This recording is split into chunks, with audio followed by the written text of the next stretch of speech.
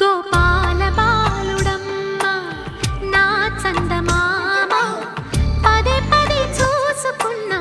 తనివి తీరదమ్మ రారా కన్నా కడుపారా కన్నా నా చిటికెలు వింటూ